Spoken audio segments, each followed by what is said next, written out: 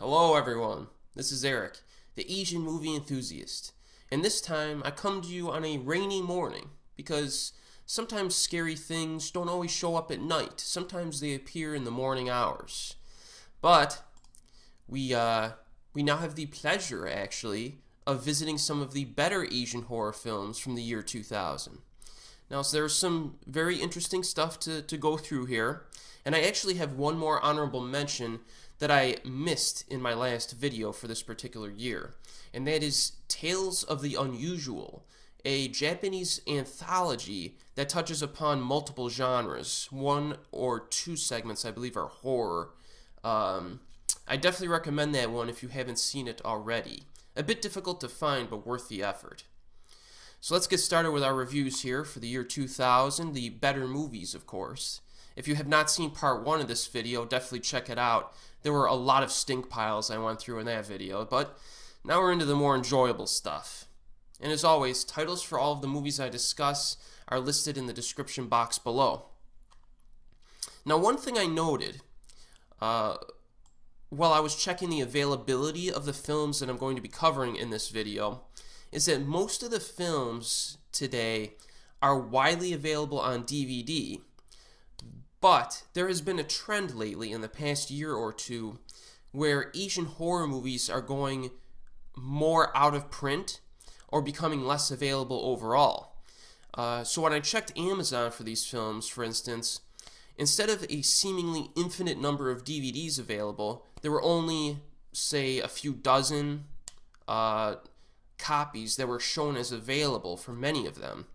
Kind of a mix of used and new DVD versions. So just be wary of that, because the availability of these films may change in short periods of time based on inventory levels and stuff like that. I'm not sure why this is happening lately. Maybe it's the shift to Blu-ray.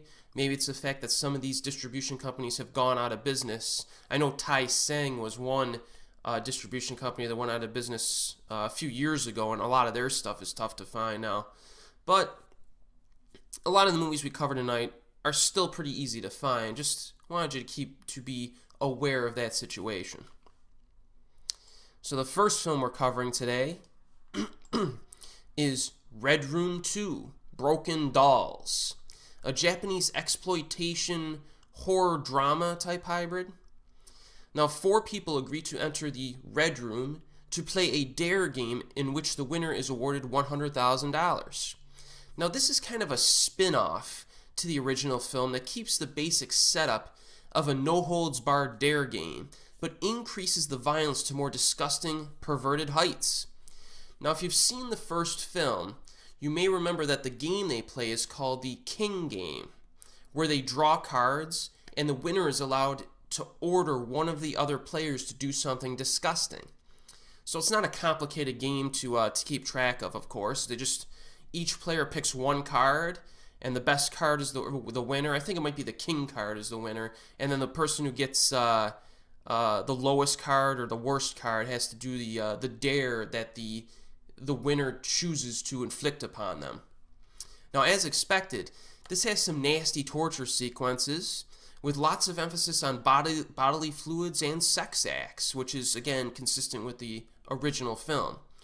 And also, like its predecessor, it's oddly compelling for the most part, with a finale that is rather bonkers. Red Room 2 definitely has even more of a nuttiness to it, because the ending to this one is definitely a bit, I won't spoil it, but it's a little bit outlandish, but it's still pretty good. So this is a low-budget flick, of course, by, again, our good friend Daisuke Yamanouchi, who we've been covering quite a bit lately. This is ultimately on the same level as Red Room 1, I think, in terms of entertainment value. So it's worth watching, I think, if you're into these low-budget, sicky films from Japan, so to speak. So if you enjoyed the original, you should probably check this one out. Now, unfortunately, Yamanouchi has been rather inconsistent in terms of his production and output. Seems like a lot of his most popular and well-known films came around the turn of the century, right around this 1999-2000 era. I haven't seen a whole lot of his other stuff, so this might be one of those cases where a director kind of flashed flash in the pan, so to speak. But I try to find. I'm gonna try to find maybe a few of his other films, but they're tough to find. Now, DVD availability here of Red Room 2 is that it is actually widely available on DVD. So, it's out there for you. Now, next is a more, I would say, creative film. A bit different, for sure. And that is Long Dream, a Japanese horror drama hybrid. Now, in this film, a man must endure the phenomenon that yields decades worth of memories in a single night's sleep. So basically, our protagonist here used to sleep normally, but eventually he began to experience longer stretches of time within his dreams, and they keep getting longer and longer and longer. So think about that for a second. Could you imagine going to sleep and having the sensation of years passing by until you wake up in your bed the next morning? So it's a very interesting premise here. But don't go in expecting, don't get your hopes up too much for this film, because it does not necessarily tap all of its potential in terms of the premise. So don't go in expecting something like Vital, which was a Japanese romance film from 2004 that I covered, which was very stylish, very dreamy, and it was really like thought-provoking and really good stuff. It's not as good as Vital is, in my opinion. But Long Dream actually is a little bit, it's very low budget, and it's actually a little bit on the cheesy side, I think, with a lack of expertly crafted characters and dramatically impactful moments. Also, the dream sequences are not used as much as you might think. With that said, however, this is moderately thought-provoking and focuses quite a bit on how the scientists observe someone with this condition. So it's almost more like from the scientist's perspective than the actual, victim, so to speak's perspective.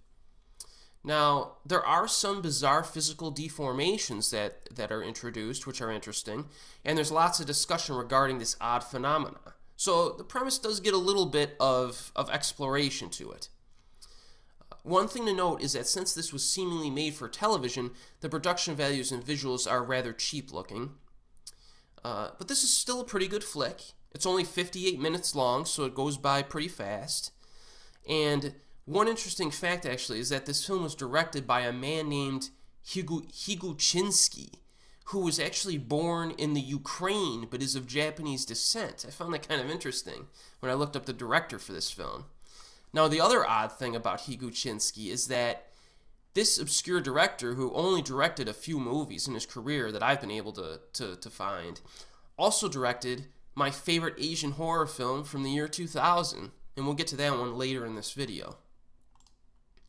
Now, Long Dream is moderately available on DVD. So I don't think you could find too many new copies, but it's definitely out there used on Amazon and other websites.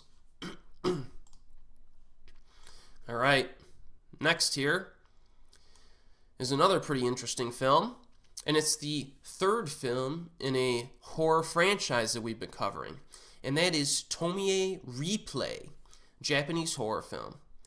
Now again, this is the third film in the Tomie film series. The first Tomie film was good. I like that one. But the second Tomie film, entitled Tomie Another Face, was not so good.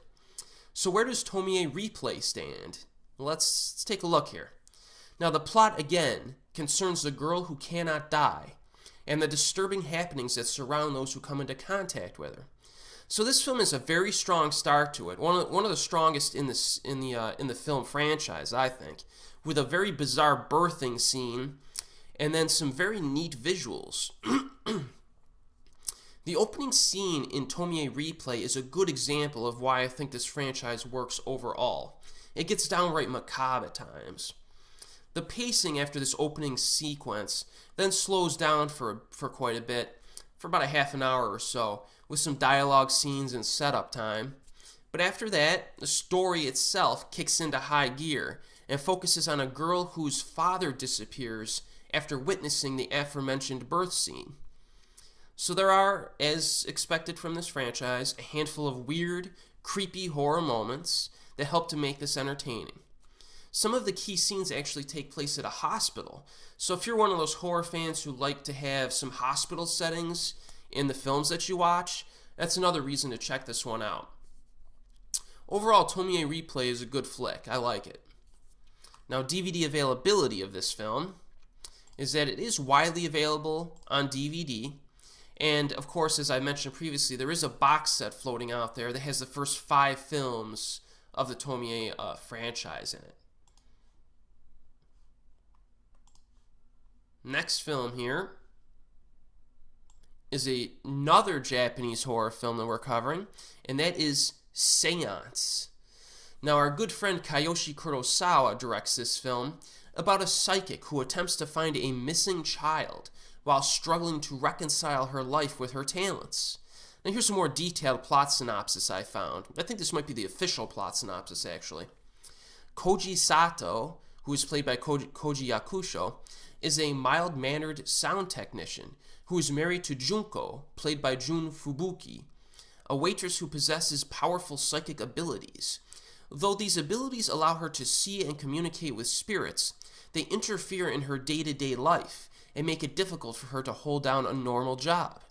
She hopes to build a business around her psychic powers, actually, but faces a daunting task of proving her abilities to a skeptical world. Now, when a young graduate student in psychology invites her into a study of the paranormal, she leaps at the ability to demonstrate her skill as a medium. She subsequently becomes involved with an investigation into the missing child. Now, the general premise sounds like something that's been done before, right? Someone sees spirits, they have trouble reconciling that with their personal life, but they try to use it for good. But again, this is a Kiyoshi Kurosawa film, which means that it's very different from a typical film of this kind. And if you're familiar with this director, you have an idea of what to expect here. There are some creepy ghost scenes that assist a character-driven storyline that focuses on the theme of irony here. So, remember, I've mentioned previously that a lot of this director's films have an overarching theme, and that also seems to be the case with Séance. Now, there are some unique suspense sequences here, one of which uses background lighting and anticipation to nice effect. I'm not sure how exactly he lit the scene. From what I remember, it was almost like a hallway behind the protagonist, and there was a weird kind of lighting scheme that kind of ebbed and flowed, and it was really cool because it created like a shifting series of like shadows. It was pretty cool stuff.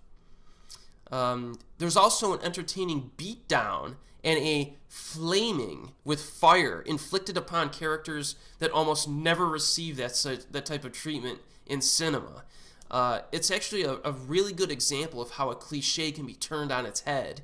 Because there's a cliche that's presented later on in this movie, and you're almost like, really? They're introducing this in this film? But then something happens after that, and it just turns it right on its head. It's pretty interesting. Now, the pacing is rather slow here, but this movie is quite good and has some memorable moments. I enjoyed it. Now, Séance is widely available on DVD. Again, very nice availability here for the films we're covering today. Alright, the next film here is one that I've rewatched recently, and I think it holds up nicely. And that is Another Heaven, Japanese thriller horror film. Now, 2 detectives attempt to solve a series of bizarre murders where the killer extracts the brains of the victims and makes food out of them. Well, the script focuses, thankfully, on developing the relationships between the characters here, as well as establishing the unorthodox nature of the villain, which is actually very cool, by the way. A bit of a surprise for me personally. Now, this allows for some very intriguing moments throughout. There are a few like chase sequences and other things that are pretty fun. There are also some bloody corpse shots to enjoy, and the ending of this film is a bit different. Now, the lead actor here is a man named Yosuke Eguchi, and he is actually a very good leading man who a lot of people don't talk about very often. You may have recognized him in his more recent films such as Goemon from 2009 and the Rurouni Kenshin trilogy, where he played the cigarette-smoking policeman. He has a certain screen presence about him that I really like, and he has a certain charisma, too. I really like watching him on screen. So overall, my general impression of Another Heaven is that it's a good quality film with quite a bit of heart to it. Now, this film does get pretty good reviews online, but some have criticized the long runtime of 132 minutes. But I personally did not have much of a problem with this, since it moves along nicely throughout and does a good job of developing everything. There wasn't a whole lot of wasted time here that I think would be carved out, so I like this one. Now, the DVD availability of Another Heaven is that it is also widely available on DVD. Now, we have about 5 movies left to cover in this video, and I would say that these 5 are probably my personal favorites from this particular year.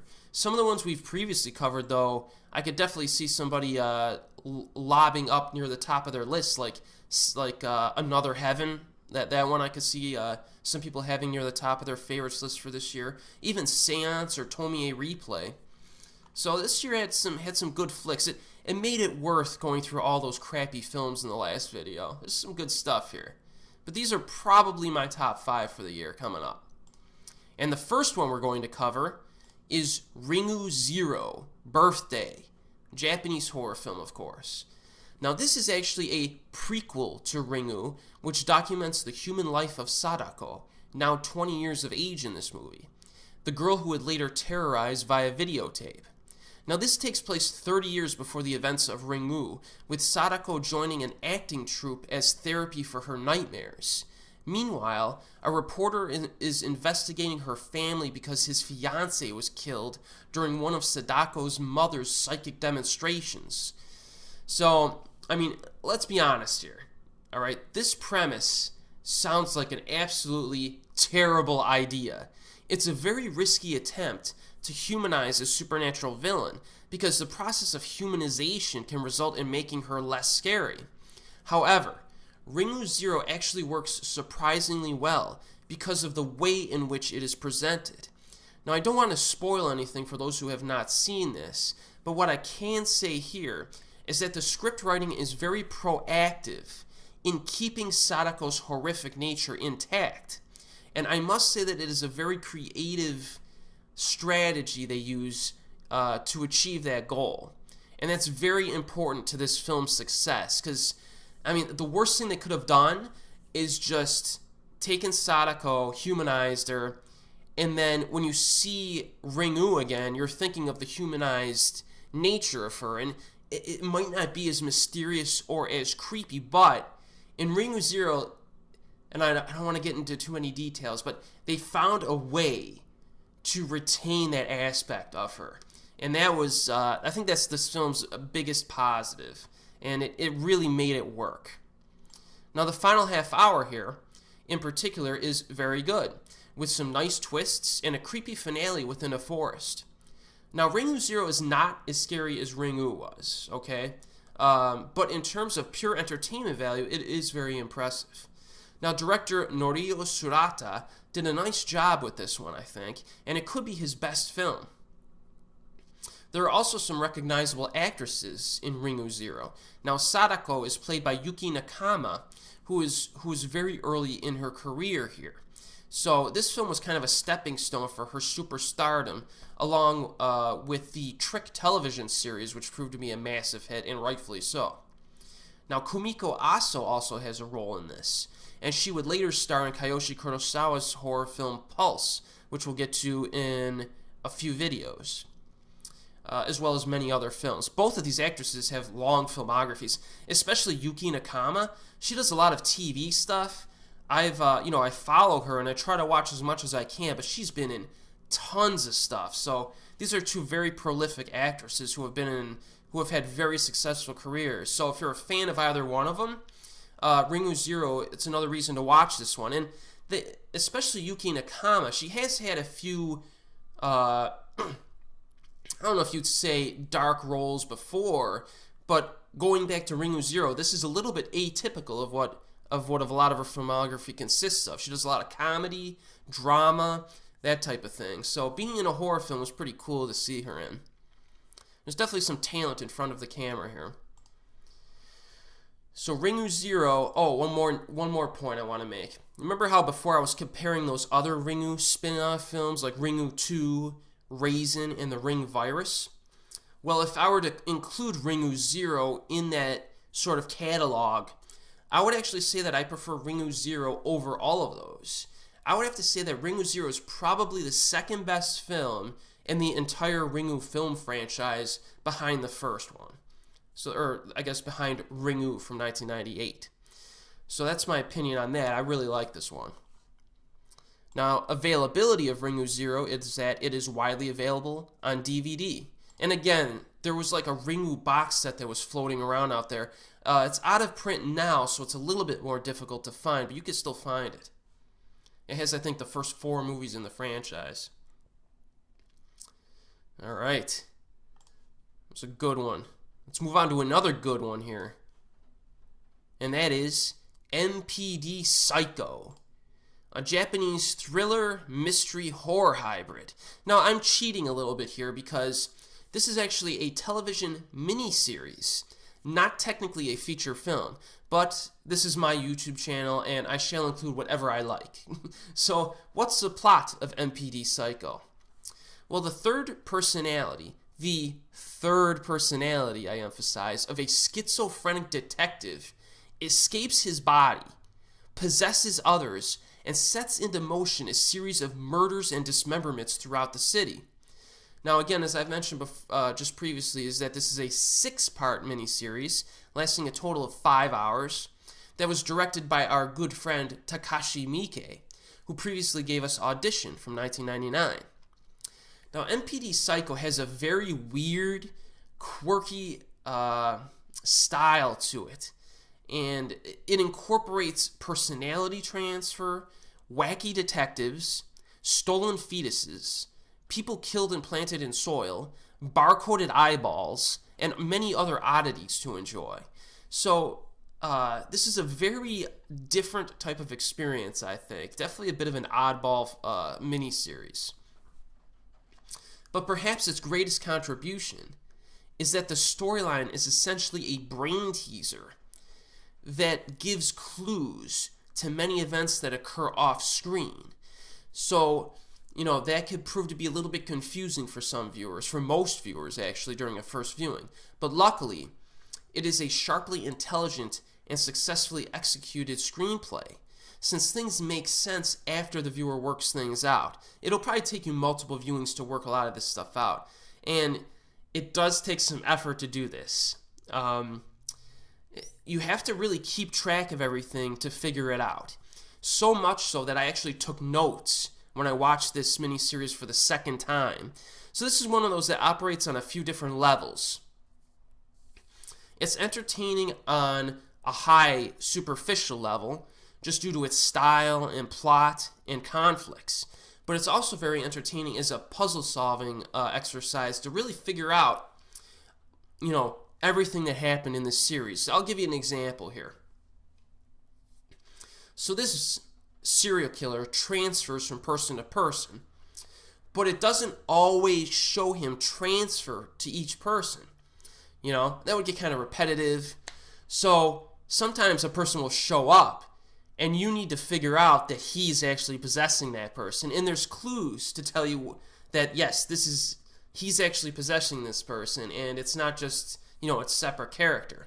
So that's one of the things where you really got to kind of think, if you really want to trace where this guy goes and who he's possessing throughout the series, you need to pay close attention. It's an interesting aspect here.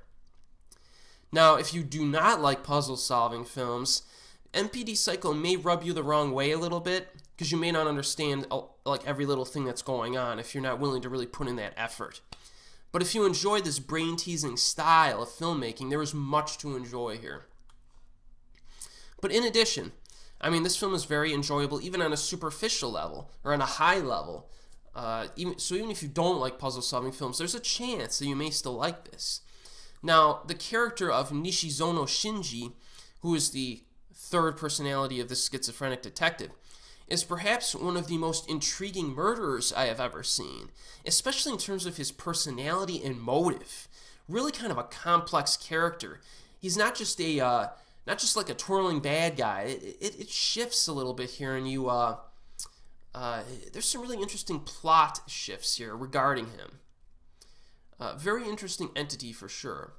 Now, visually speaking, MPD Psycho, the special effects here are cheap, but they're oddly pleasing to the eyes. This could be due to the weirdness of everything, but the unrealistic special effects really add to the unreal feel of the world that Mike created. So I actually think the special effects here are kind of interesting. On the negative side, though, there is a noticeable lack of action and suspense sequences, which would have added more excitement. That's probably due to the budget limitations, but there's a few instances where things really kind of ramp up and build up, and you're hoping for like a suspense sequence or like an action sequence or a long chase, and it doesn't really happen. But in any case, this series is very interesting for its massive quantities of creativity, as well as its seemingly endless layers of complexity. Of course, I recommend MPD Psycho. Now, DVD availability of this is that it is widely available on DVD. Now, there's different ways that you can do this here. I believe there's a 3-disc DVD box set that includes all 6 episodes. So it'll be 2 episodes on each DVD. And I also think that each of those discs is sold separately. So it's your choice. If you can rent the first 2 episodes, that might be the way to go. And if you really like those, then buy the box set. Or, if you can't find it to rent on DVD, maybe buy the first disc and see if you like it. Or just buy the whole thing. I mean, I've seen it listed with fairly reasonable prices, so you might be good just to buy the whole box set. Especially if you're interested in this director, this is one to check out from Mike. Alright, let's continue here.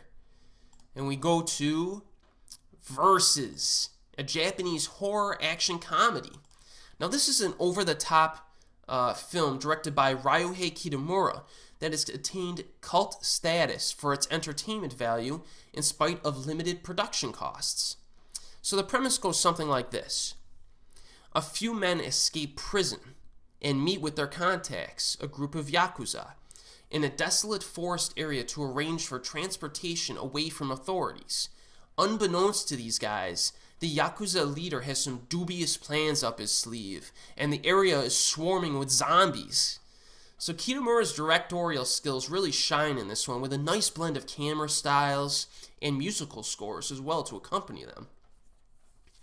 It's no exaggeration to say that the opening hour has some of the most entertaining and unique zombie kills of any movie in existence. Really entertaining stuff.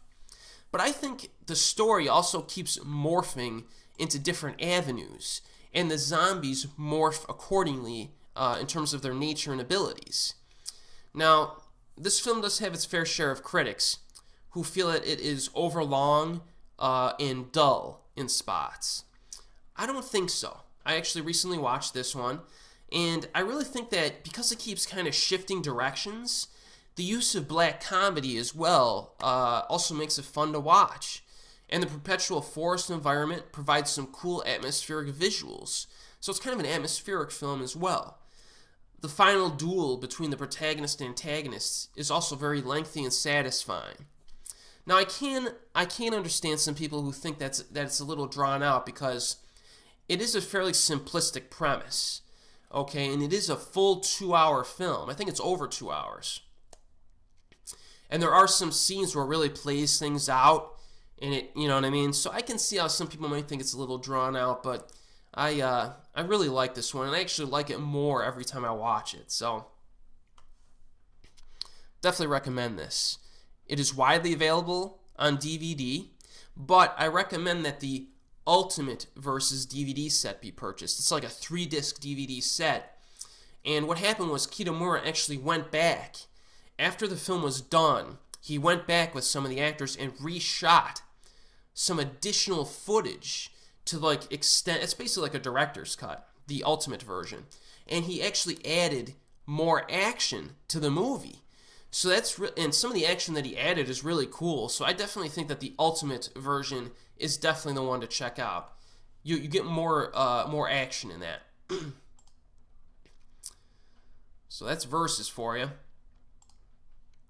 And we're basically down to the top 2 films, I think. Asian horror films of the year 2000. Now, again, this is in my opinion. And again, I can see any of these previous titles that we've covered. I mean, some people think Ringu Zero Birthday is the best film from this year. Some people love MPD Psycho and Versus, too. Versus has its fans. But these are probably my top 2. And the first film is Ju-On the Curse, Japanese horror film. Now, this is actually the original made-for-television film that started the Ju-On film series. Now, this whole Ju-On film series used to be a real confusing matter back in the day when Asian horror was just beginning to become popular in the West. But I think most fans of Asian horror now have a good handle on the films in this franchise, but I'm going to summarize it for you here, just in case you're new to this. So Ju-On really started with a small project of 2 short films, one of which is called Katazumi, and the other is entitled 444 444 4444. It's kind of like a telephone number with an area code, but they're all 4s. Now, both of these short films were released in 1998. In my personal opinion, they're okay. They're very short, too. Less than 10 minutes each, I think. You can watch them on YouTube, actually, if you're curious, but I don't think they're anything special. Now, after those, Ju-On the Curse 1 and 2 were released direct-to-video in Japan. After that, Ju-On the Grudge 1 and 2 were released in cinemas. So a handful of titles were released subsequent to this initial core of Ju-On films, and we will also cover those in later videos. So we're covering the whole franchise here. So that's just a basic history of the franchise for you. But what about Ju-On the Curse? Well, the story is basically about a cursed house where a brutal murder previously occurred. And the overall theme is that a curse is born when someone dies with a deep and powerful rage. Now, the 2 primary spirits here are, of course, Kayako and her son Toshio. I really like the storytelling structure overall in the Ju-On films, which acts like an interconnected series of short films within each movie. And it really is kind of an anthology when you think about it, each of these films, with separate character titles for each short story. Now, there are some benefits to this structure that I think a lot of people don't really talk about very often. A lot of people talk about the horror scenes and the overall story, but I think the actual structure has a lot of benefits to it. First, it keeps things moving and interesting because you're never stuck on the same protagonist for long stretches of time. 2, it assists the creepy, awkward events because everything is segmented and isolated, and that has a certain horrific foundation to it. 3, it provokes thought from the viewer to piece together the few connections between the characters that are introduced, and as well as the timeline itself. So I really like the structure of these stories, and it's a little bit different than usual, because even if you look at anthologies usually still aren't structured like this, because this is kind of almost like a dreamy, nightmarish type of series of segmented events that do have some type of a connection usually. So I like that. I also like the scare tactics that are employed. Now, Ju-On the Curse is a little bit different from the other Ju-On films, because there is an even greater emphasis on subtle imagery occurring quietly in the background. So be sure to pay attention to images in the periphery of the screen. You'll have the main character or a shot where you're focusing naturally on a certain location, but a lot of times there's something that's like happening in the background there that's really creepy.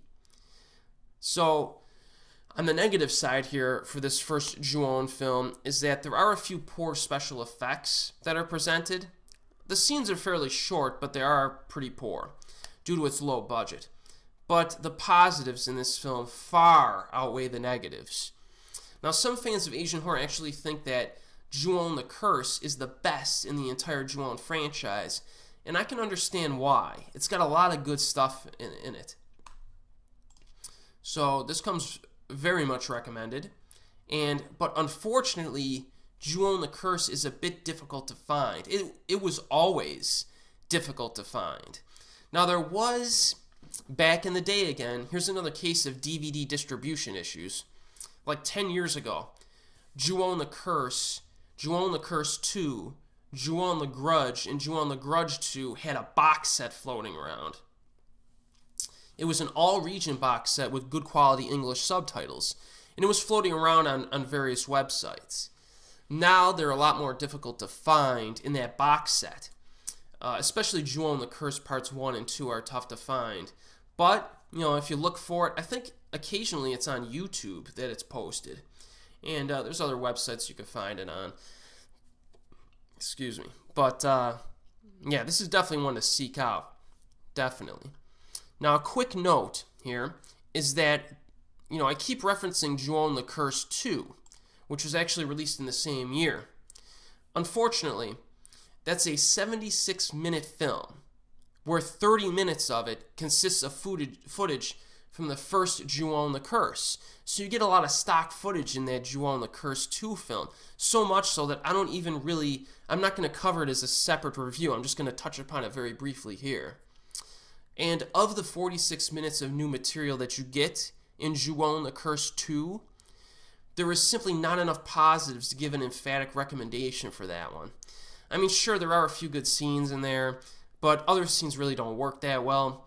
If you find Ju-On the Curse and you really enjoy it, I guess you could check out Ju-On the Curse 2, but beware of the limited new footage you're going to get with that one. So, technically, I don't really recommend that one, but just give you the heads up on that if you weren't aware of that situation. So now we've reached what I believe to be the best Asian horror film from the year 2000.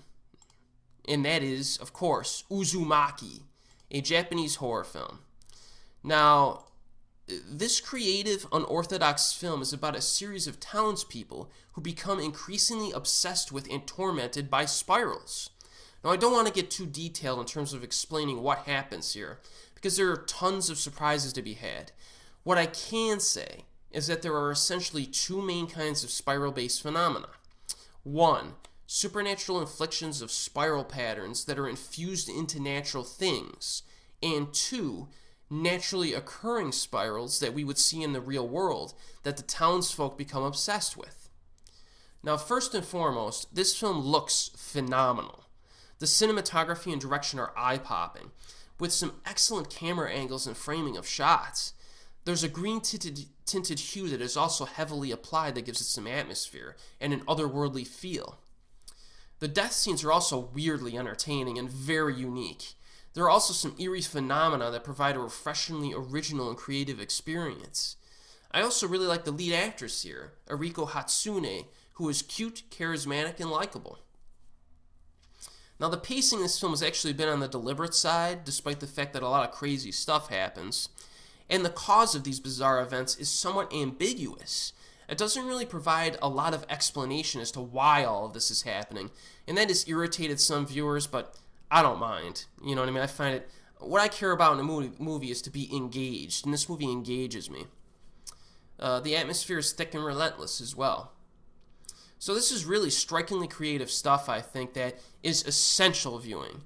If you like nuttier, oddball horror films with a dose of black humor. There's a little bit of black humor in here that really works as well. So Uzumaki is really one of the more unique films that I've ever seen, especially within the horror genre. And as I mentioned earlier in this video, or as I guess foreshadowed earlier in this video, it was directed by that man Higuchinsky.